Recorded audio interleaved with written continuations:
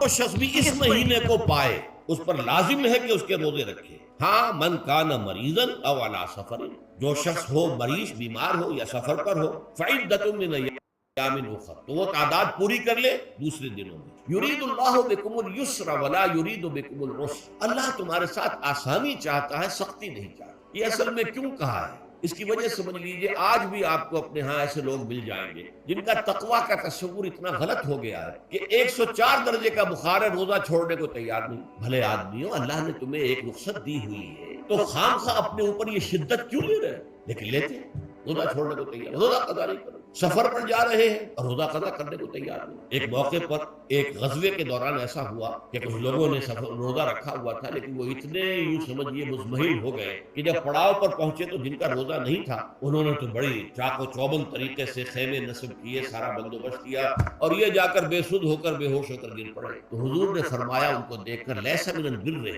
الصیام فی السفر، سفر میں روزہ رکھنا یہ کوئی نیکی کا کام نہیں. یہ نیکی کا غلط تصور ہے کہ جو تم نے اپنے اختیار کر لیا. یہ تمہارے اندر تشدد پسندی پیدا ہو رہی ہے.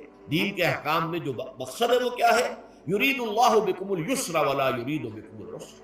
اسی پر عمل کرتے ہوئے حضور نے فرمایا کہ جو بھی علماء دین ہیں یا جو رہنمایان دین ہیں ان کا کام کیا ہے؟ آپ نے فرمایا یسروا ولا تعسروا، دیکھو آسانیاں پیدا کرو، سختیاں پیدا نہ کرو. دین میں سختیاں پیدا کرنا بھی وہ اسر اور اغلال بن جاتا ہے کہ جس کو رفع کرنے کے لیے اور جس سے لوگوں کو، یہودیوں کو اور تمام اہل کتاب کو نجات دینے کے لیے اللہ تعالیٰ نے اپنے رسول محمد صلی اللہ علیہ وسلم کو بھیجا.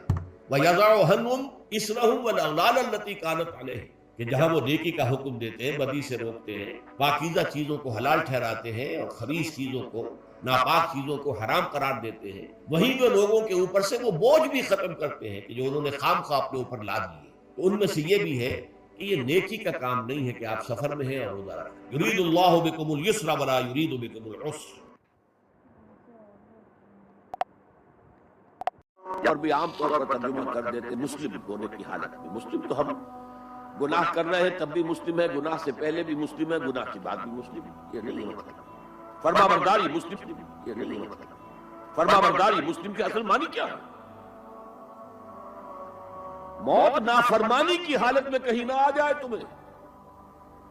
وہ کوئی ضمانت تمہارے پاس نہیں ہے کہ تم کسی گناہ کا ارتکاب کر بھی چکو گے، پھر تمہیں توبہ کا وقت بھی مل جائے گا، پھر موت آئے گی، اس سے پہلے موت نہیں آ سکتی. کیا معلوم عین اس گناہ کے ارتکاب کے دوران موت آ جائے. وہ موت کیسی ہوگی؟ شاید آپ کے علم میں ہو، لکھنؤ کے بہت بڑے شاعر تھے اور ان کی موت بہت ہی مکروہ حالات میں ہوا. رات کو 2-3 بجے، جس کو آپ انگریزی میں کہتے ہیں small hours of the morning, شراب کھانے سے نکلے، نشے میں دھت، چکر آیا، گرے، اور ساتھ ہی بدرو جا رہی تھی گندی نالی، اس میں گرے، وہاں سے لاش برآمد. کیسی موت ہے یہ؟ نافرمانی کی حالت میں موت آئی ہے، شراب کے نشے کی حالت میں موت آئی ہے. اور کیا یہ ممکن نہیں ہے کہ کوئی شخص بدکاری کا ارتکاب کر رہا ہے اسی فعل کے دوران موت آ جائے؟ اچھا، اب اگر آپ نے طے کر لیا نہیں مروں گا مگر حالت فرما برداری میں، اس کی ایک ہی شکل ہے کوئی لمحہ بھی نافرمانی میں بسر نہ ہو، مبادا اسی لمحے موت آ جائے. ہر لمحے کا پہرا دیجئے، ہر ساتھ کی پوری حفاظت کیجئے، کہیں نافرمانی کا کوئی ارتکاب نہ ہو اور غیر اس حالت میں کہیں موت نہ آ جائے.